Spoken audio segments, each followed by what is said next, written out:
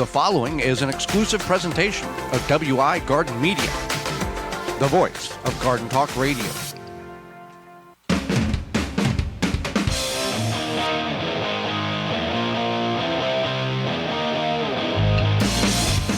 Coming up on the program today, we're going to talk about how you can build your soil for a better garden next year, as well as seed saving this fall.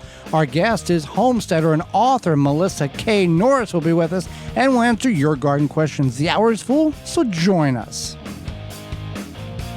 You are listening to the most informationally packed hour of garden-focused radio in the country and on the internet with your host, husband and wife team Joey and Holly Baird. This is the Gardening with Joey and Holly radio show. And welcome to the Gardening with Joey and Holly radio show. Happy you've taken time out of your day to let us be part of it. I'm your host, Joey Baird. Beside me is my wife, co-host, best friend, and gardening partner, Holly Baird. This program is for you, about you, to help your garden grow better, to maintain your landscape, grow healthier trees, make your grass look greener, as well as preserving what you grow. Thank you for tuning in, whether you're listening to us on one of the 20 AM and FM frequencies broadcasting our program here in 2023, or through our parent website, which is the WisconsinVegetableGardener.com. Underneath the Season 7 tab, podcast replay, in-studio video replay, however you're listening to the program, thank you very much. You want to be part of the program, send us an email, gardentalkradio@gmail.com. That's gardentalkradio@gmail.com with your question or just saying hi. Let us know where you're listening from, as well as you can give us a call 24/7 at toll-free, coast-to-coast, 1-800-927-SHOW, 1-800-927-7469. We're going to get into the program here and talk about building your soil for a better garden next year. Now, we do a lot of things in order to get the soil to the consistency and the nutrient level that we want for our plants that we're trying to grow. However, there is a depletion of nutrients that is the natural progression of a garden. It takes some and it leaves some, and we've got to replenish it. The soil is living. It's not just a medium where we pump chemicals into the soil for the plants to feed off, and then the soil's dead. Our garden soil, your garden soil, is alive. Absolutely. And that's the thing to keep in mind, is that your soil is a living, breathing, processing. Does soil cough? I don't think so. Okay. But maybe worms cough. But worms don't have lungs, I don't think. Okay. I don't know. But anyway, your soil is like its own little ecosystem. And we're going to talk about our ecosystems in the next segment. Okay. All right. So one thing you don't want to do, here's a do not, is add fertilizer right now. Fertilizer is not needed right now. Fertilizer is a waste of money and resources right now in the fall. Now, if you're going to plant something right now for fall harvest, then yes. But if we're just prepping the soil and let it lay fallow until next spring, or you're putting a cover crop on that feeds the soil, then you still don't need to add fertilizer because you've got a good deal on it. Fertilizer is going to be just as effective in the bag, in the shed, the garage, or the house, not being used until next spring. Fertilizer, if put in the soil now, it's going to lose its effectiveness by the time you plant something next spring. So keep it in the cool, dry place, get a good deal on it at your local independent garden center, and let it set inside. We don't want to add anything like that to the garden. If you're doing a cover crop, or you're doing clover, or barley, or oats, or something like that in order to create a green manure, then yes, then you really don't have to, because those plants are going to do what it needs to do.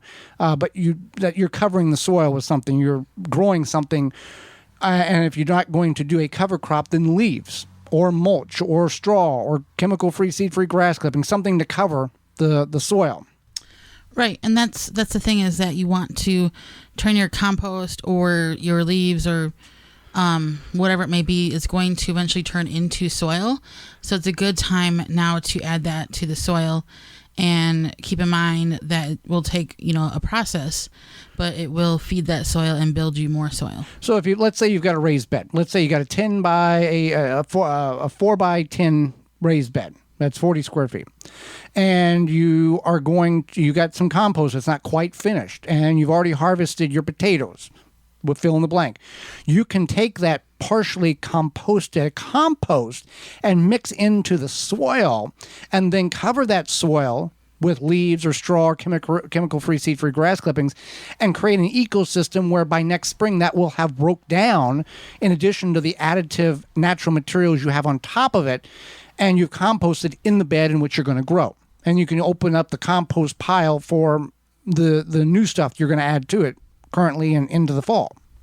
Right. And that's important, is to think about your compost, because you want to it's make your sure friend. It's your friend. You want to make sure that you have room, you're properly able to create more compost. And the whole point of composting is to get it into your garden. So you should do that. Now, I know none of us make enough compost for for our needs. So in that instant, we would need to supplement or find resources that have a lot of compost. Now, you can do that by doing a simple online search for compost in bulk in my area. Independent garden centers typically have a yard in which you can get bulk material either pick up or delivered for a fee. That is going to be much more economical than buying 35 or 40 or 83 bags, 2 cubic foot bags. And the quality typically is a lot better too.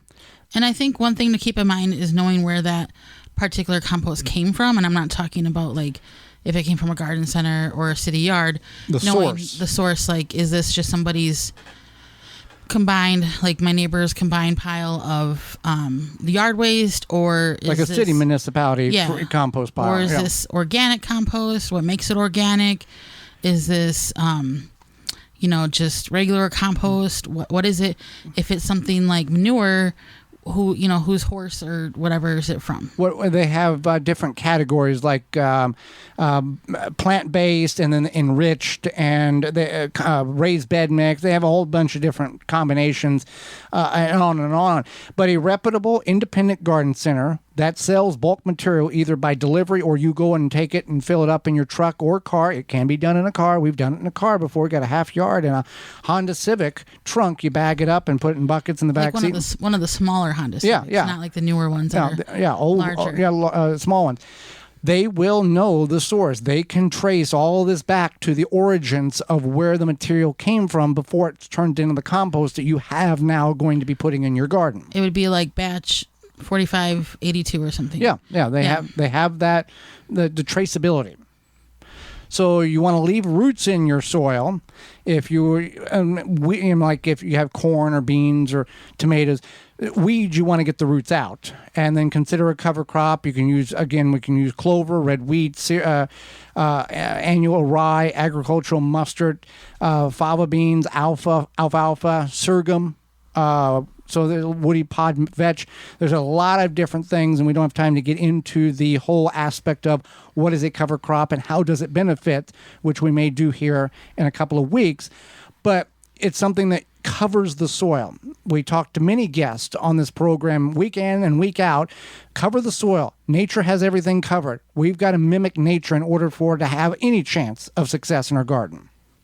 Well, it's true, and it makes a lot of sense. If you go out to the woods, you're not going to find bare soil. You're not going to find... The only place you find bare is the desert, and nothing grows in the desert. There's stuff. Well, there's cacti and but you know what I mean. The soil there's not a whole lot of living soil material like you would in. But I think there's stuff under the sand. Right.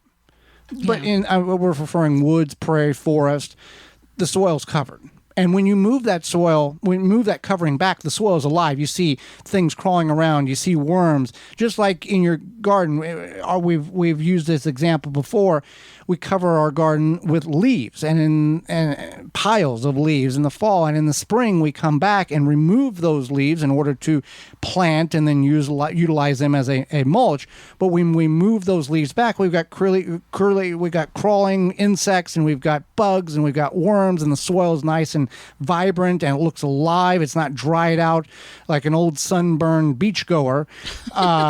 No, it is. It's very alive. It's very moist. It looks healthy. Now it looks healthy. True, Holly. You don't know the health of the soil until you get a soil test from Soil Savvy.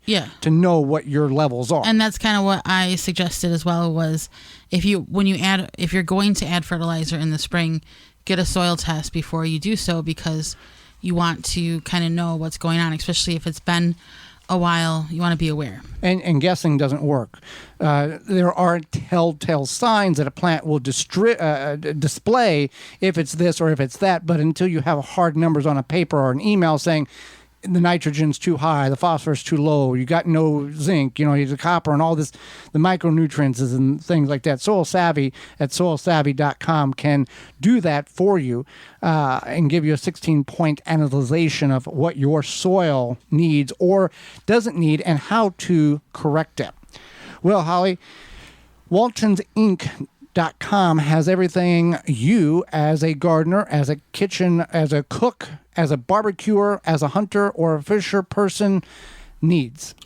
Absolutely. But they have everything but the meats or vegetables or whatever, because they have seasonings too. So Walton's Inc., you can get all the equipment, seasoning, supplies to make sausage, jerky, and any other meat product your way to your high standards. And they also have meatgistics.com to help educate people on the hows and whys of meat processing, as well as a community of almost 15,000 users who will give their opinion and guidance on meat processing issues. And they have stuff for packaging the meat too. Absolutely. And so if you go to waltonsinc.com, they have their full line of meat grinders, mixers, sausage stuffers, more spices, all these good things. Walton's is everything but the meat. Meatgistics.com or waltonsinc.com. You can use code GROW50 to save 10% off your order of $50 or more. When we come back, we're going to discuss seed saving this fall, what you can and can't and should and shouldn't save. You're tuned in to the Gardening with Joey and Holly radio show. Have a garden question? Give Joey and Holly a call now or anytime 24/7. Just dial 1-800-927-SHOW. If you can't get through, leave a message and they will call you back. Call now 1-800-927-SHOW. Grip 6 produces American-made products with sleek designs and quality materials. Based and manufactured in Utah, they have high-quality and durable products that last a lifetime. They're built beyond tough. Their wool socks come from Rocky Mountain sourced materials, are soft and comfortable, keep your feet warm and dry, and come with a lifetime guarantee. Even for the most sensitive toes, these socks are made for everyone. High-quality wool socks make a huge difference for happy feet. They fit in with all the many things you do from around the house to the outdoors and beyond. They are comfortable and long-lasting. These socks are great for gardening because they keep your feet so comfortable no matter the conditions outside. It's hard to overstate how amazing these feel to have warm, dry feet as you work in your garden. Designed and manufactured in-house for the best results and quality every time. When you purchase from Grip 6, you're supporting long life cycle products and American-made manufacturing. Check out their belts, wallets, and socks at grip6.com. Use coupon code RADIO15 to save 15% off your order at grip6.com. Pomona's Universal Pectin is a high-quality pectin that gels reliably with low amounts of any sweetener. If you're trying to reduce the amount of sugar in your diet, you'll love Pomona's Universal Pectin. Now you can make healthy homemade jams and jellies sweetened to your taste. You can use sugar or honey to sweeten. Pomona's Universal Pectin keeps indefinitely when stored in an airtight container. Easy to use, versatile, and comes with directions and recipes in every box. Find out more and where to buy at PomonaPectin.com. Also available at natural food stores and online. You know what's different about Verlo mattress? Everything. Like no price gouging, no shenanigans, none of the shady dealings of other mattress chains and furniture stores that overcharge for virtually the same mattress. The ripoff stops here. Verlo makes every mattress they sell, so you get better quality, lower prices, and a lifetime comfort guarantee. Because at the end of the day, you don't deserve shenanigans, you deserve a good night's sleep. Wake up. Sleep better. Verlo. Dripping Springs Oyas clay pot irrigation solves the watering needs for gardens, bushes, new trees, and more. An ancient irrigation system we brought to America. Dripping Springs Oyas, OLLAS, on YouTube, Facebook, Instagram. Check us out. Garden like a pro in 3 easy steps and receive customized fertilizer recommendations for your garden or lawn. Soil Savvy helps you determine what nutrients your plants need to thrive. Never again over-apply nutrients they don't need. A patented process that makes you a smart gardener. To get your soil test kit, go to mysoilsavvy.com. Wind River Chimes creates a symphony in any space. Chimes that are inspired by nature and designed to make the natural world even more inspiring. Music speaks to everyone. Individually handcrafted in Virginia for over 35 years and hand-tuned for an exceptional precision and lasting beauty. Because in life, the winds of change are always moving. But no matter where they carry you, Wind River Chimes will always be the inspiring harmony. With a large selection and customization options, you will find the sound that soothes you. Visit windriverchimes.com to shop and find out more. Blue Ribbon Organics, providing locally made organic compost and soil blends for gardeners, farms, landscaping, and more. To find our products nearest you, visit blueribbonorganics.com. The Gardening with Joy and Holly radio show is brought to you by the following: Dripworks, Rise Gardens, Grip 6, Bloomin' Easy, Fleet Farm, Waltons Incorporated, Blue Ribbon Organics, Tree Diaper. Find all sponsors at the WisconsinVegetableGardener.com and thank them for their support.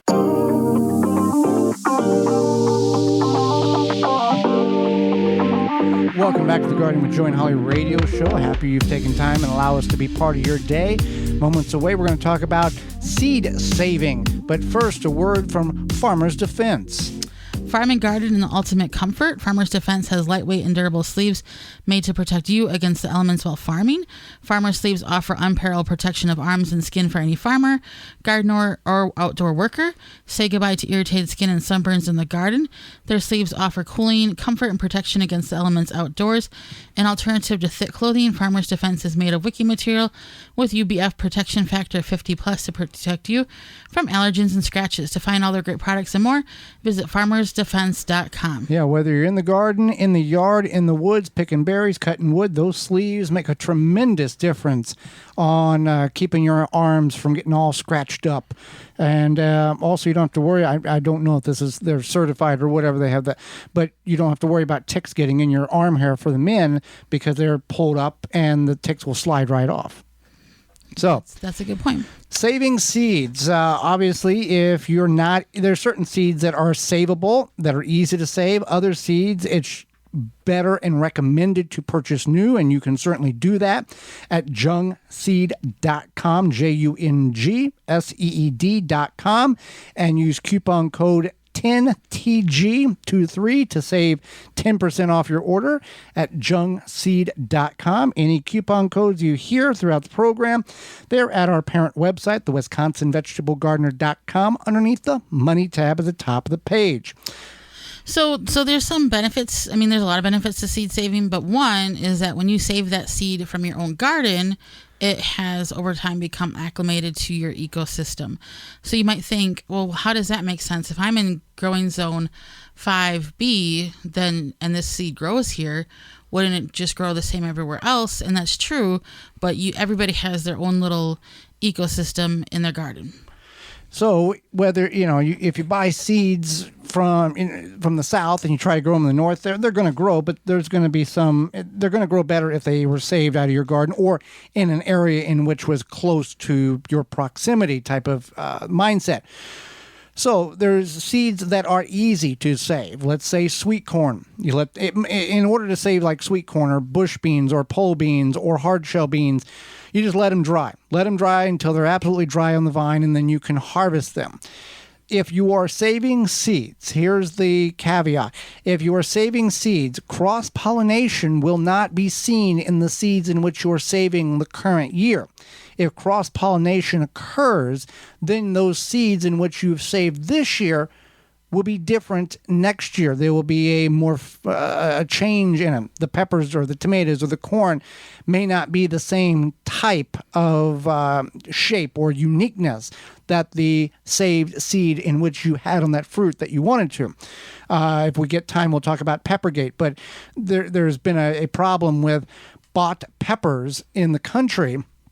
The starts, because there's so few companies that control all the seeds, and there is being what is suspected is a cross-pollination, and people think they're getting a jalapeno, but it's really something between a jalapeno and a scorched bio and a bell pepper, and they're not what they're supposed to be. They're not matching what the label says. Peppergate. Yeah. So if you save your seeds, you know what they are.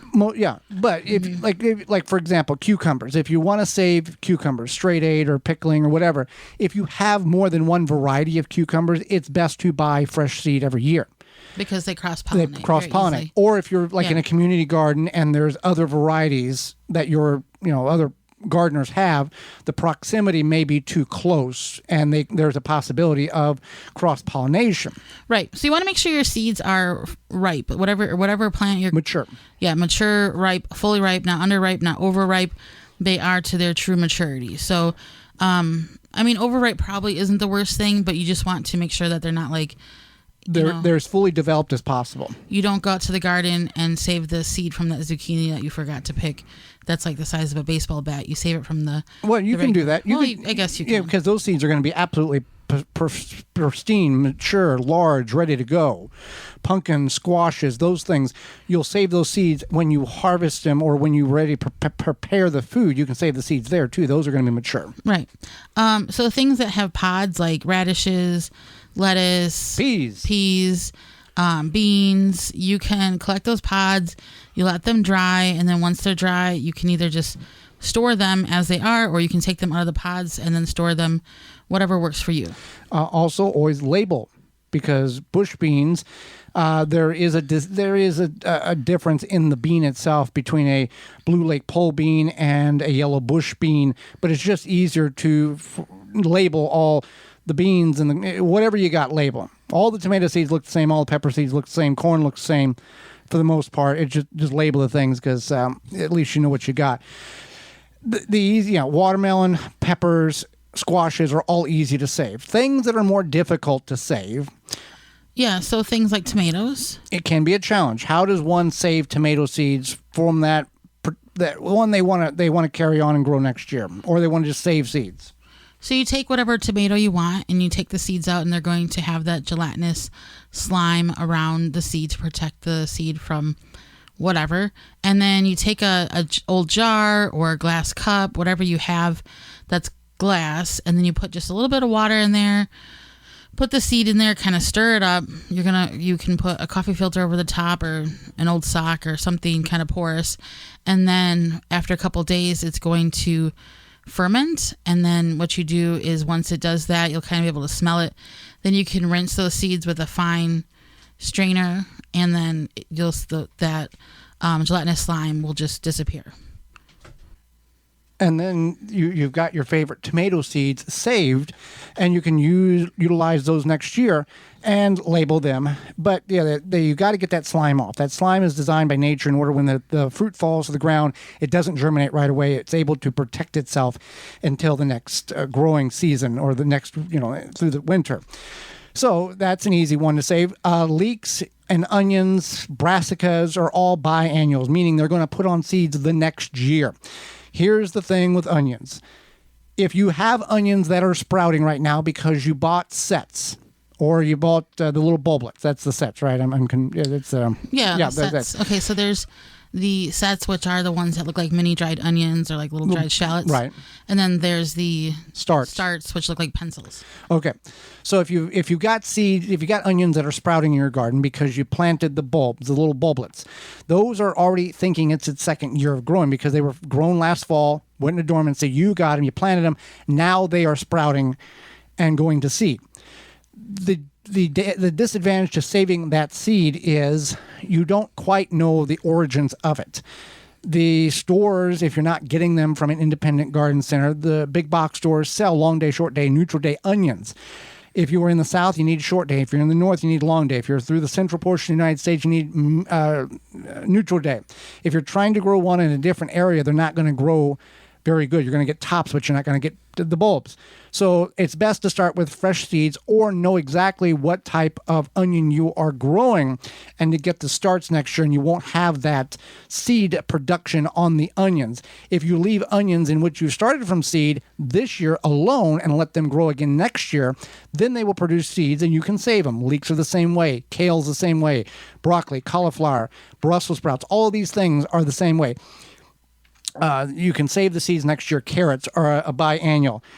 Lettuce and spinach are very easy ones to save seeds. They're very easy because if when summer comes, when summer essentially comes, true summer, then they put out a seed pod and you just take those seed pods, let them dry out. And most of the time you can just shake them into like a paper bag and the seeds will fall off. Yeah, and we've got several videos on our parent website, the WisconsinVegetableGardener.com. Just in the search bar, just put it seed saving, and we go over a number of different applications on saving seeds in the fall and the spring, for that matter. There's ways to save seeds. Parsnips, rutabagas, turnips are all biannual. Leave them alone this year, and they'll produce seed next year. So there is advantages to saving seeds. There are disadvantages to saving seeds because you might not have good seeds that you save. Right, that's true. Or you might forget to label them, Yeah. and then you don't know if it's a hot pepper or a mild pepper or a cherry tomato or a slicing tomato. And that's a problem, obviously. So you want to make sure if you are going to start saving seeds, you want to label them properly, and you want to kind of have a plan, a seed saving plan in a way, and not just, be all chaotic about it. You can also save many flower seeds. That's what a lot of people do. I know some people who will kind of forage or like urban forage. Well, if there's some flowers that they know that they can save the seeds from, maybe walking along the sidewalk, they will. And I'm not talking about plucking them out of people's yards. I'm talking about in common area. Yeah, in a common area, they might take one or two flowers to save the pluck seeds. them out of people's yards. Do it at night when nobody can see them.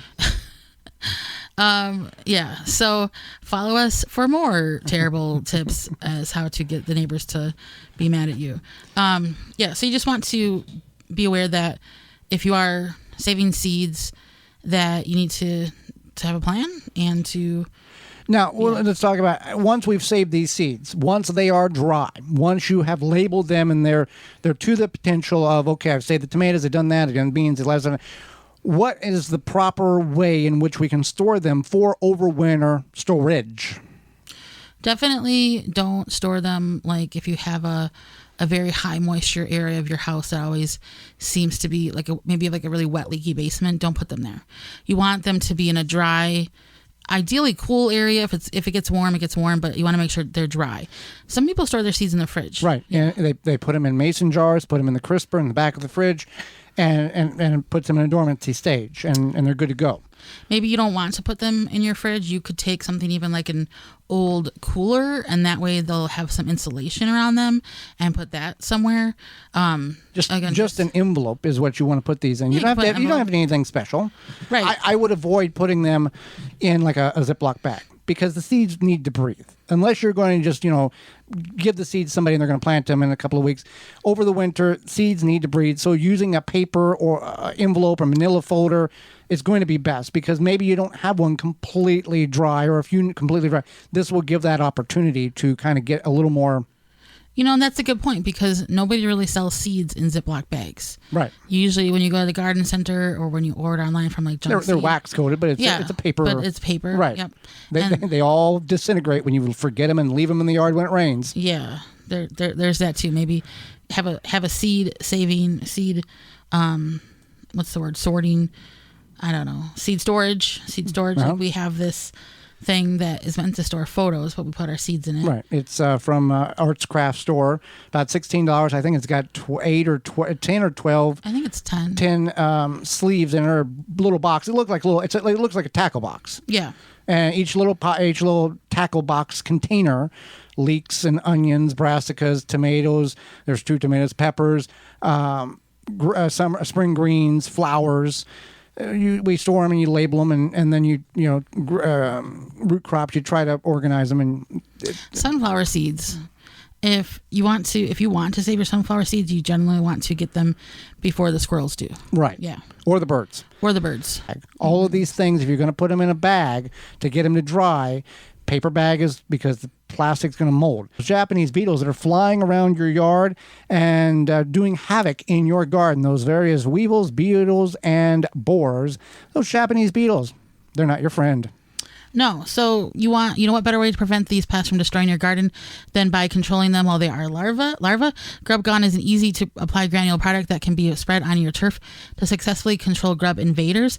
Developed by Phylum Bioproducts from a naturally occurring bacteria, Grub Gone is a non-chemical BT product that specifically targets only certain scarab pests, and it's safe to use around bees and other beneficial insects. If you already have the beetles flying around, some of you do, some of you don't, some of you got a few of them. Beetle Gone is an organic water dispersible powder that you can spray directly on your edible plants.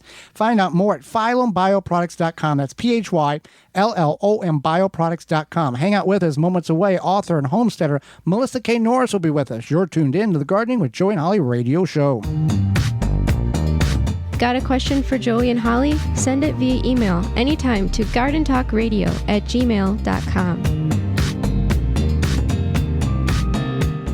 Rootmaker starts your plants off right and keeps them going through harvest. From their seed starting trays with an innovative design that air prunes the roots to their large variety of grow bags, 1 to 60 gallons. Their products will provide you the harvest you've never seen before. Visit rootmaker.com and use coupon code radio23 to save 15% off your order at rootmaker.com. Tree Hugger sprinklers are the ultimate watering device for either your newly planted or established trees and shrubs. Our sprinklers open and close around the trunk of your tree and provide 360 degrees of watering. With our adjustable valve, you can direct the water to your tree's targeted saturation zone. They come in 3 sizes, 7, 11, and 15 inches. You can purchase a Tree Hugger sprinkler at your local garden center, feed store, or hardware store. Go to treehuggersprinklers.com to find a retailer close to you. Or you can buy it directly from Amazon or treehuggersprinklers.com. If you're an independent nursery, garden center, hardware store, or feed store, you will want to stock this product. Contact the good people at Tree Hugger Sprinklers and they will get you set up. Your tree's best friend. treehuggersprinklers.com.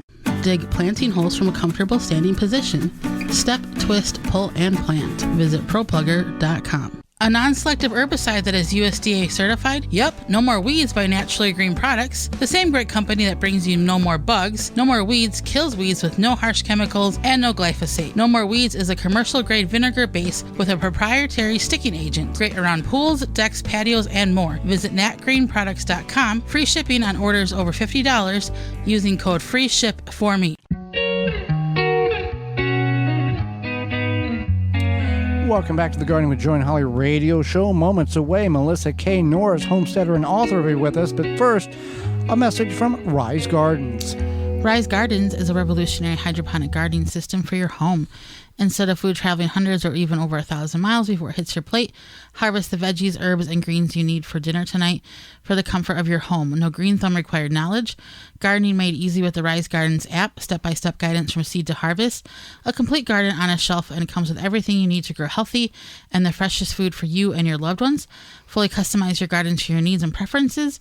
For more information and get your Rise Garden, visit risegardens.com. Holly, let's go to the hotline and bring in our guest for this week.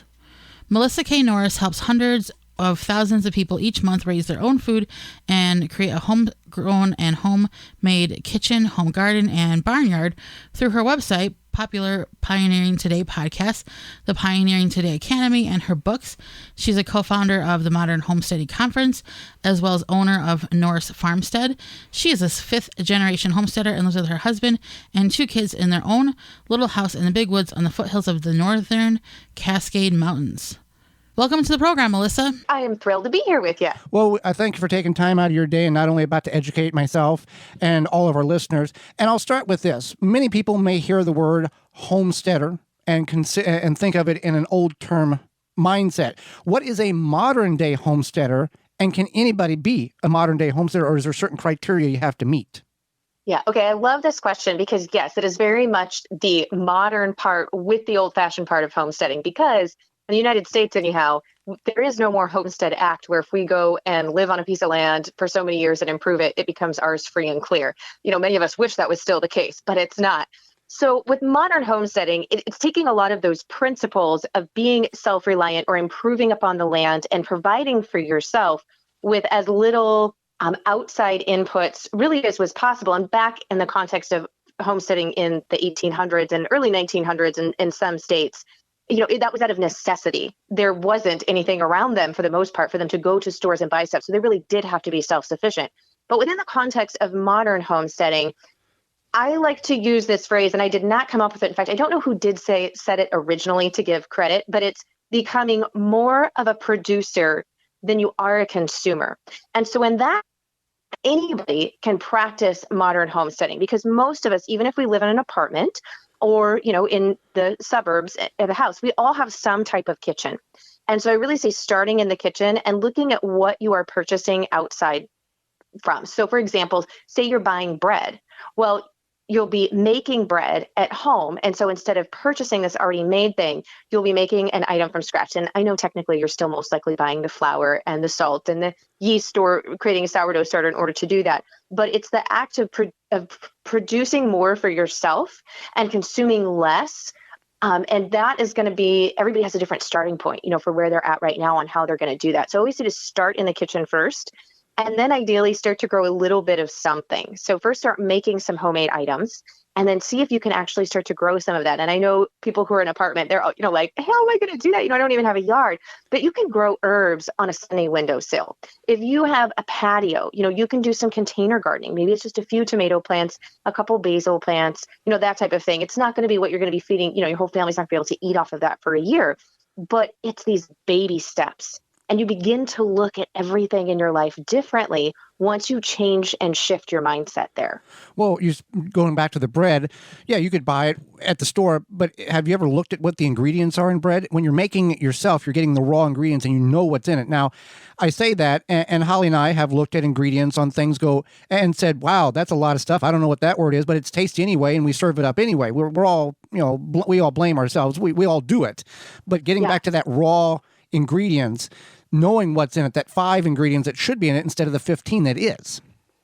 Yeah, 100%. And that's a great way to start, is just start to evaluate what is it that you're consuming and buying from the store, and just start reading the ingredient list. Oh, it's scary. If you just start there, that will be motivation to start making some of those things from scratch, like you said, with kind of those base ingredients of things that we actually know what they are. Yeah. Well, where is your passion come from to grow food? Did you figure that out later on in life, or was it something you were basically born into? That is a great question. So I was born into a family where we did garden, and my dad always raised his own beef. And that was because he was self-employed and didn't have time to go and hunt. And so the beef was a sure thing. I know if you're an awesome hunter, then hunting might be a sure thing for you. But here where we live, it wasn't a sure thing. But if he was raising the cows, we had a meat source, a protein source, and then we did a big vegetable garden. So in that aspect, I was born into it. I saw raising part of your own food was part of my upbringing. But then, I got married and moved out and was working full time, commuting actually as a pharmacy tech, and commuting 18 miles one way. And it gets really hard to cook from scratch if you don't get home until 7 o'clock at night, right? Unless you want to eat, at 9 or 10 at night, which most of us don't. And so I really started to rely on, pre-bought items from the store, where I was kind of assembling them at home, and I might be throwing them in the oven, but it's not what I would truly call cooking from scratch, or, with whole food ingredients. And my health really started to suffer. In fact, by the time I hit my late 20s, when my second child was born, I ended up having to go in and have my upper stomach and esophagus biopsied for cancer. And I didn't have cancer, which I'm very thankful for, but the results came back that I had a lot of erosion and I had cellular change. And cellular change is usually the precursor to precancerous cells. And so the specialist said, look, you have been on max doses of prescription medications to try to control the stomach acid. I had GERD and really bad stomach ulcers. And you shouldn't have been on them at these doses for as long as you have been. You have to come off of them. They're not even controlling your symptoms anyways. And you have to figure out by the food that you're eating how to control this, or the next time you come back into my office and we do this test, it's not going to be the same results. So that was a really huge motivation. I had small children at home, my husband, and like I said, at that time, it was 14 years ago, I was only in my late 20s, and I wanted to be there when these kids, grew up, when they got married. And so I decided I was going to figure it out one way or the other. And so I just started diving into what was in the things. That's reading ingredient labels and realizing I have no idea what this is. I don't even know how to pronounce it, let alone what is it doing to my body. And so I kind of did a drastic where I threw everything out of the cupboard if I didn't know what the ingredient was, if it was a genetically modified ingredient, and had food dye in it. And I'll tell you what, at that point in time, that left very little food in my cupboard. And with that criteria, we've actually come a long way. There's a lot more available in the stores now than back then. I couldn't find it or I couldn't afford it. And so that meant we had to raise it. And so that was really the catalyst. We already did a garden and we were already raising our own beef, but that was the catalyst for us to massively producing a lot more of our own food. We started raising our own chickens for meat and eggs, as well as our own pork. And about 70% of the fruits and vegetables we actually raise now on our homestead that feeds our family for an entire year, and about 99% of our meat. And I say 99% because there's only so much bacon on one pig. Right. Right. Well, you say that, and I'll lead into this. You've got a new book out called Everything Worth Preserving, The Complete Guide for Food Preservation.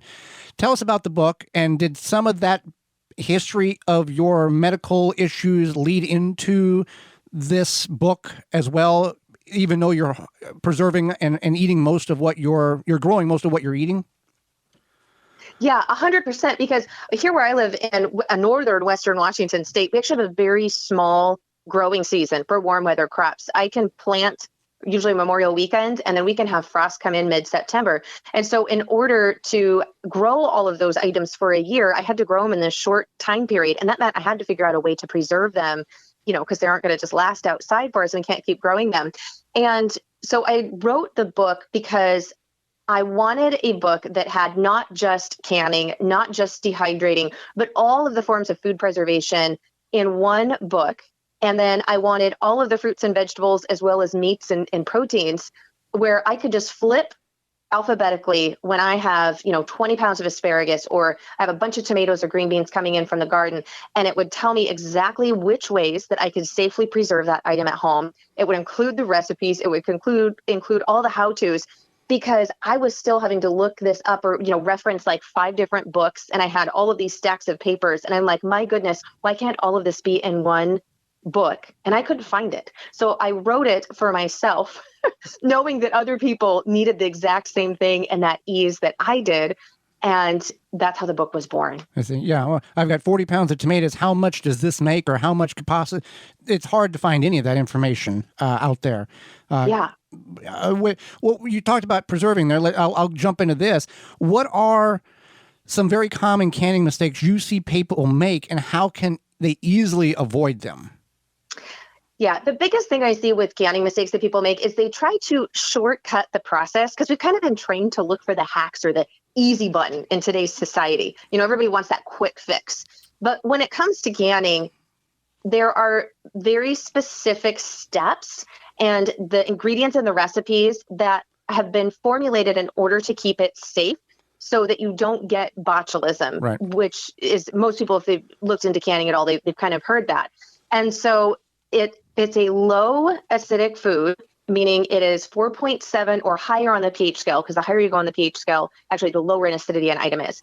Then it has to be pressure canned in order to reach high enough temperatures to kill botulism spores if they're present. And so you can't reach those temperatures in boiling water, for example, for water bath, like you can do pickles and jams and jellies.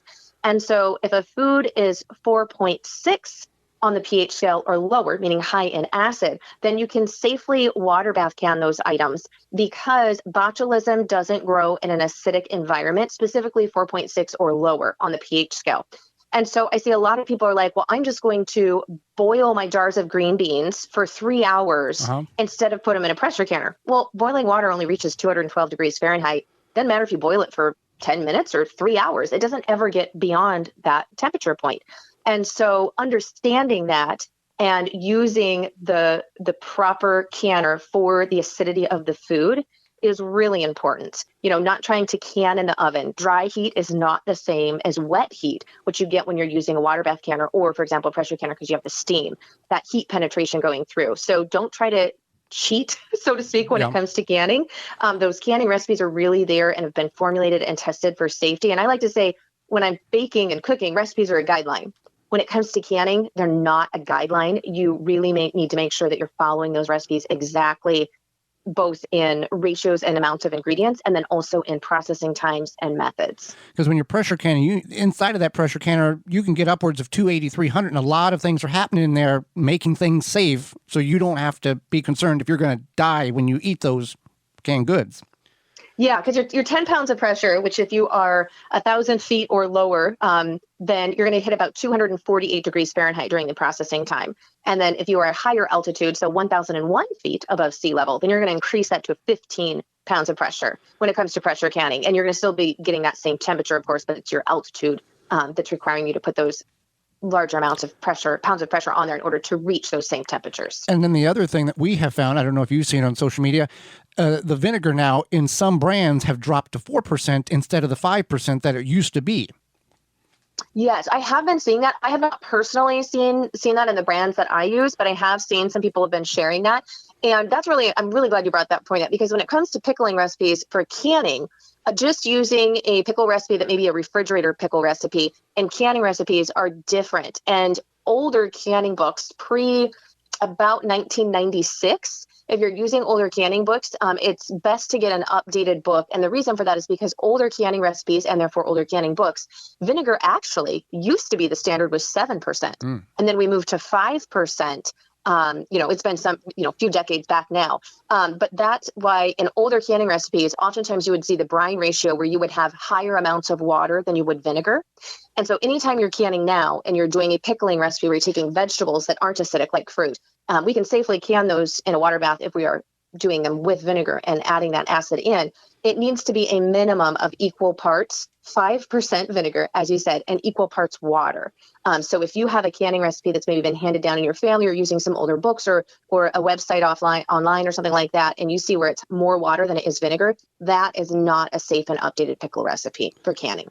Well, I'll ask you this. You spoke about you growing up on a homestead, but your spouse did not. What are some advice you can give to those couples or soon-to-be couples, or maybe soon-to-be couples that have that opposite background, to get them both aligned, saying, hey, maybe this is the best way to move forward with our marriage or relationship by growing food and potentially building a homestead together?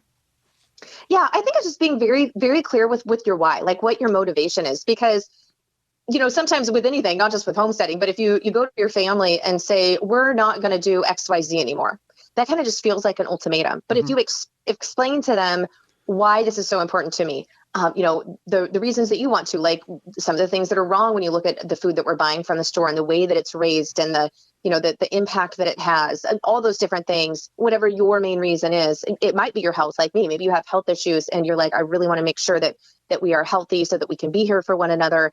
And I want to start growing our own food in order to be able to do that. When you present something that way, like it's because I really care about us and I care about our future, that brings people on board in a very different way than saying, we're just going to do this or we're not going to do this, and that type of thing. So I would say be very open in your communication, but really getting back to that why and the benefit part of it. And then starting with small, which may sound funny because we raise such a large part of our food, but you definitely don't want to overwhelm yourself, because this should be ideally a lifestyle that you live forevermore. And if you burn yourself out the first season because you try to do way too much and it's not a part of your normal life and it's all new, the likelihood of you continuing to do it is going to go down. So picking what feels doable for you and getting your spouse or even the kids on board, and then looking at what it is specifically with gardening and raising, like what are some of your guys' favorite things to eat or foods, and start by growing the things that are already enjoyed and liked in your family, or something that you use in dishes that are favorite dishes, rather than just, putting in whatever because you see maybe your neighbor Joe down the street, or you saw somebody on Instagram said, we love Swiss chard, yet you've never even cooked Swiss chard before and you have no idea if anybody likes it. Really starting kind of from a practical standpoint. Well, also then it's going to be a little work up front, but look of basically a rough number, how much we're going to save without having to buy all this stuff, because it'll pay for itself. Canning jars pay for themselves very quickly, year after year. That type of mindset as well. So really it comes down to flavor, because the first time you experience a vegetable or a fruit that has been homegrown, allowed to fully ripen and develop on the vine and picked at peak freshness, it is amazing how much different food tastes. I mean, tomatoes are actually flavorful. Strawberries are sweet. In fact, it's funny. My kids have always been raised on homegrown green beans. And if we go to a restaurant or someone else's house, when they were little, they love green beans at home, but they could taste the difference. And they're like, Mama, I don't like these. They don't taste right. And because they didn't have the flavor depth. And so just the flavor alone will have you sticking to raising your own vegetables. Well, we thank you for the time you've offered us, Melissa. How can people find more about you and find not only the book you just put out, Everything Worth Preserving, but your other ones as well? Yeah, melissaknorris.com, which is my website. You can find all of my books. There's hundreds of articles with videos and step-by-step tutorials, as well as links to the podcast. So whatever your mode of learning is, if it's reading, if it's listening, or if it's watching, I've got you covered. Well, Melissa, thank you very much for being part of the program and the information you've shared with all of us. Thanks so much for having me on, Joey. Absolutely. When we come back, it's going to be Your Garden Questions, Our Garden Answers. You're tuned in to the Gardening with Joy and Holly radio show. Pomona's Universal Pectin is a high-quality pectin that gels reliably with low amounts of any sweetener. If you're trying to reduce the amount of sugar in your diet, you'll love Pomona's Universal Pectin. Now you can make healthy homemade jams and jellies sweetened to your taste. You can use sugar or honey to sweeten.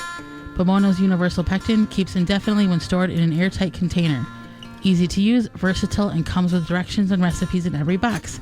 Find out more and where to buy at PomonaPectin.com. Also available at natural food stores and online. Jung Seed Company is a family-owned and operated gardening company since 1907, with the largest selection of seeds and plants online. Use coupon code 10TG23 to receive 10% off your order at jungseeds.com. Again, that coupon code is 10TG23. Do you know that overwatering and underwatering are the top causes of plant death? Tree Diaper solves both those problems by absorbing excess water and releasing it back when the soil dries. Use code GARDEN15 to save 15% on treediaper.com. When a family of fruit flies accompanies the fresh fruits and vegetables from your garden, you need rescue fruit fly traps. Rescue fruit fly traps use a food-grade lure that fruit flies can't resist, and thanks to their no-tip design, you won't have to worry about spills on your kitchen counters. Get rid of fruit flies fast with Rescue Fruit Fly Traps. Made in the USA by the makers of the popular Rescue Fly and Yellow Jacket traps. Learn more at rescue.com. That's RESCUE.com. Fleet Farm has everything you need to get ready for the canning season. Pick up all your supplies from start to finish as you begin to harvest your garden. Choose from an assortment of jars, strainers, racks, and funnels. Plus, check out the wide selection of mixes, sugar, vinegar, and more. Get what you need for your everyday life, including canning, at new, lower prices. Fleet Farm and fleetfarm.com. Welcome back to the Joy and Holly radio show. Happy that you have been with us today. It's time for Garden Questions and Garden Answers. You got a question? We've got an answer for you. Send it on over. GardenTalkRadio@gmail.com. That's GardenTalkRadio@gmail.com. Or you can give us a call at toll-free 1-800-927-SHOW. That's 1-800-927-7469. This question is sponsored by Fleet Farm and fleetfarm.com. My corn this year came in so small and thin. I can't understand what I did differently this year from last year, except for the fact that it stayed extremely colder for an exponential amount of time well into summer. What else could cause me to have such tiny little corns? Okay. Nutrient deficiency in the soil. Corn is a very, very heavy feeder. In order to grow, you're growing a stalk, a vertical stalk, a small tree essentially, with one, possibly two ears. So it's going to take a lot of nitrogen, phosphorus, and potassium in order to get that to go. There's calcium and magnesium also is some nutrients that is needed. Watering regularly, they take a lot of water. Fluctuation in temperature also can play a role. The early portions being really cool soil. Corn doesn't like anything below about 55 degrees Fahrenheit for prolonged periods of time. That will sit there and basically rot or be stunted. That can have some long-term effects on it, as well as growing it in a block or a square. You just don't want one singular row. You can grow it so the pollination, the tassels can drop the pollen on the ears, which has the hair, and each hair represents a kernel. And if the hair is not pollinated, there's going to be a missing kernel. So there's a very big, large variety of variables in which why your corn may not be as big, bulky, or full of kernels as you may want it to be. Right. And I know we grew corn, a few years ago. Yes. And we were very successful because we fed that soil super heavily with nitrogen. I think it was like 29, 26 It was a lot. 18, something like that, because we mixed several formulations of different fertilizers together in order to pump that soil that full. And then the next year after that, we grew kale in that spot because we knew the nitrogen was going to be very high in that, and the kale did really, really good. All right, so let's go to the hotline. If you've got a question, give us a call, 1-800-927-SHOW, 1-800-927-7469. Ed, listening to us on WNAX 570 out of Yankton, South Dakota, has a question for us. My question is, to sterilize soil, use clear plastic or white plastic, and what does it take, 4 to 6 weeks to kind of sterilize it? This is a good time of the year to do it. All right. Thank you. Okay, yeah. Thank you, Ed, for the question. And yes, to sterilize or to solarize the soil, you're wanting to use clear plastic. Designate the area. You want to move out all the debris. You don't need to, remove the plant life. Just, rake the twigs and the dead foliage out of the way. Take clear plastic, and before you cover it, you want to moisten the area. Cover it with the clear plastic and make sure all the perimeter of that plastic is sealed tightly. Make it like a greenhouse, so it's airtight as much as possible. Then in about 4 to 6 weeks, you're going to see the plant life and everything die off under that plastic. You're going to, if done correctly, you're going to see moisture cling to the top of that plastic. If you do not see moisture, if you see it early but don't see it later, remove that plastic back, wet the area down, and reapply the plastic. What has occurred is a hole or a way for that moisture to escape. That moisture is part of this solarization process. What you're doing is basically baking the soil to kill off seeds and plant life so you can have a clean palette in order to plant or next spring or this fall. Once this 4 to 6 week period has occurred and you've seen the moisture and you've seen the plant material die off and everything looks the way it's supposed to, then you can remove the plastic and then top dress it, or if you choose to, you can work in good viable compost to remitigate the soil and reactivate the microbial life which has been which is killed off in the top couple of inches because of the solarization. So then you've got a good, clean, mostly sterile soil. There's going to be some seeds that are deeper that's not going to get killed off because of the heat, but that's how you do it, and it works very well. But clear plastic is the key, and that moisture to get this to work correctly is also the key. Absolutely. So our next question is... I have 3 Hubbard squash plants growing beautifully. Lots of flowers, lots of pollinators, only 2 that have fruit producing so far. Both died off. What's going on? Yeah, so you want to make sure that there's female flowers, so if their female flowers are pollinated properly, so the fruit will then begin to grow and suddenly shrivel up and die if they aren't pollinated properly. Say that 10 times fast. So what you want to do is you can, when you see the first set of flowers come out, you can take your finger and kind of hit the flower in the center, because then it thinks like, I'm going to get pollinated. You can invite pollinators to your garden, and then you can hand pollinate if you can hand pollinate. That seems to be the answer here. If you're not getting good pollination, Holly, that the bees aren't doing what it needs to do or whatever. There are ways and steps in order to take and pollinate manually in order to get a good fruit development. And if a plant like a Hubbard squash here or a watermelon or fill in the blank, if it doesn't have the proper pollination or doesn't have enough nutrients, it will kick off fruit that it cannot sustain and focus fruit that it can. Right. Okay, what are these tomato-looking, next question, fruits on my potato plants? Yeah, so if the flowers are pollinated, small fruits can form. They look like tiny tomatoes, and if they mature, they can turn into potato seeds, I guess. But nobody knows if potato seeds are a thing. I guess. Well, they're a thing. They're a thing. But if they're going to grow. Right. Yeah. There are some clubs and there are some professionals that take those traits out of those little green tomato-looking fruits that hang off your potatoes.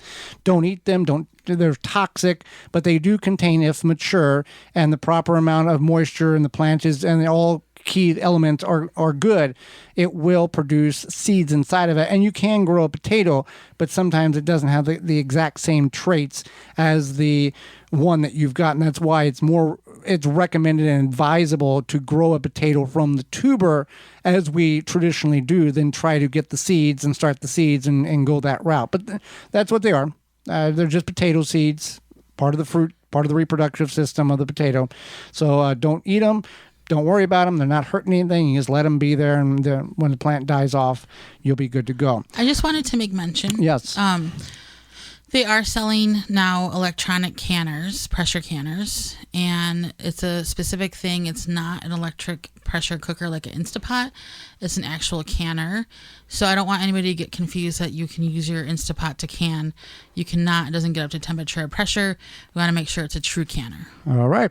With that being said, we are out of time, and we thank you for yours. Miss any portion of the program today or would like to revisit it, you can do that by sending us an email to gardentalkradio@gmail.com, and we'll send you a link to the program, or you can go to our parent website, the WisconsinVegetableGardener.com, and clicking on the Season 7 link at the top of the page.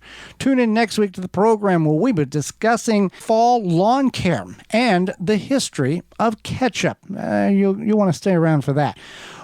And our guest is Erica Nolan, who is a licensed landscape horticulturist, the founder of Instastar, providing holistic health and homestead consultation and education. So until next week, for Holly Baird, I'm Joy Baird, and we will see you in the garden.